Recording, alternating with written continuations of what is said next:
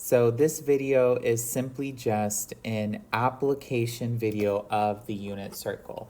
Before you left for Christmas break, you derived the unit circle and then you took the unit circle quiz. So this picture should not look very unfamiliar.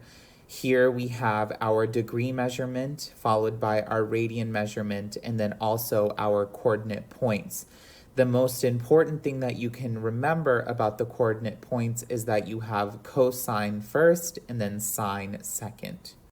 So when you have a problem sort of like the two given above, all you're really doing is identifying what part of the unit circle you're located at, pooling the correct coordinate point, whether it be for cosine or sine, and then using that information to give you what you want. So here, this is asking for cosecant at 2 pi over 3. So when I look at my unit circle, I'm paying attention to the radian measurements, and here is 2 pi over 3. So we know that at 2 pi over 3, cosine is equal to -1/2, and sine is equal to the square root of 3 over 2.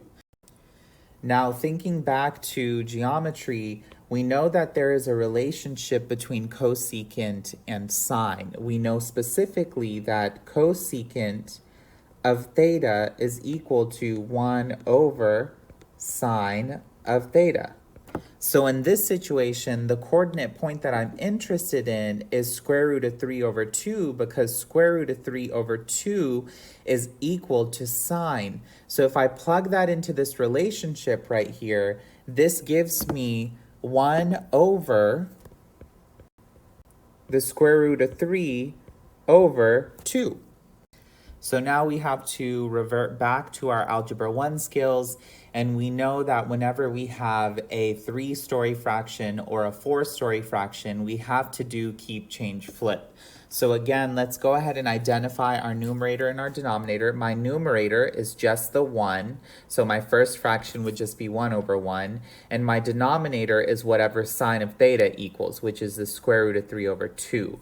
So this is going to become 1 over 1 times 2 over square root of 3. And so, again, any fraction multiplied by 1 is itself. But the issue that we're facing is I have a radical in the denominator, which is not allowed. So I have to rationalize this before finishing the problem. And in order to rationalize it, I'm going to multiply the top and the bottom by the square root of 3. So this gives me my final answer, which is equal to 2 square root of 3 over 3. So now the next problem has a few more steps that we have to do. To begin with, I'm using -pi over 3 as my radian measurement, and we have to remember that the unit circle is going counterclockwise. So whenever you get a radian measurement that's negative, that means you're going clockwise. So the best way to start this problem is finding a coterminal angle that is going in the counterclockwise direction. And the best way to do that is add 2 pi to the radian measurement given.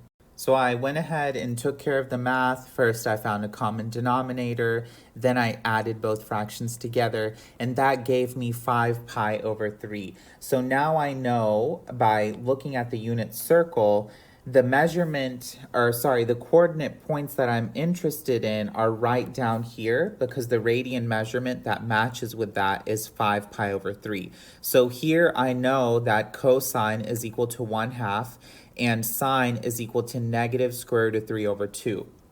So again, we have to think back to geometry to solve this problem, and we know that the relationship between cosine and sine and cotangent is as follows.